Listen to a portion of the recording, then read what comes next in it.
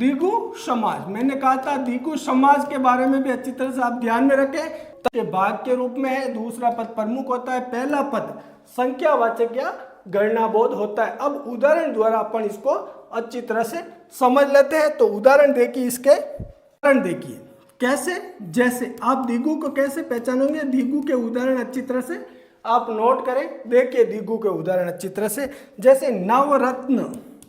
मैंने कहा था अपने सूत्र के हिसाब से आपको ध्यान रखना है, पहला पद संख्यावाचक या गणनाबोधक होता है, जिसकी गणना की जा सकती है। नव यानी 9 रत्नों का समूह।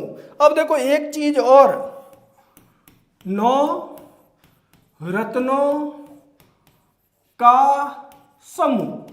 अब आपको इसमें दूसरी चीज क्या ध्यान रखनी है, समूह शब्द आएगा पीछे, 9 रत्नों का समूह, यानी समस्त पद समूह का बोध कराएगा। ध्यान रखना है, समस्त पद किसका बोध कराएगा, समूह का। यदि आप इसका विग्रह करोगे तो समस्त पद समूह का जहां बोध कराता है वहां पर द्विगु समाज होता है। ध्यान रखना है। हो गया नवरत्न यानी 9 रत्नों का समूह, पहचान लोगे, द्विगु में कोई ज्यादा दिक्कत नहीं है। आगे देखिए जैसे सप्ताह, और इन उदाहरण को अच्छी तरह से देख लेना। सप्ताह क्या हो जाएगा, 7 अहतों का समूह। क्या होगा, 7 अहतों का समूह। मैंने कहा समस्त पद समूह का बोध करेगा, ये जरूर नोट करें। 7 अहतों का समूह सप्ताह द्विगु समाज का उदाहरण है। एक और देखिए, त्रिमूर्ति।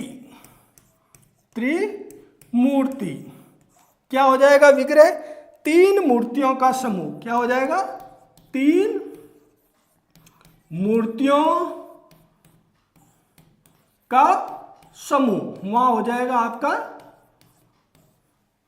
द्विगु समाज। समझ में आ रहा है अच्छी तरह से, कुछ नहीं, पहला पद संख्यावाचक या गणनाबोध होगा, दूसरा पद प्रमुख होगा, और तीसरा पॉइंट और बना दीजिए, समस्त पद समूह का बोध कराएगा। समस्त पद किसका बोध कराएगा, समूह का बोध कराएगा। बस समूह का बोध, समस्त पद जहां समूह का बोध कराता है वहां पर द्विगु होता है। बस इन उदाहरण से आप अच्छी तरह से समझ लोगे।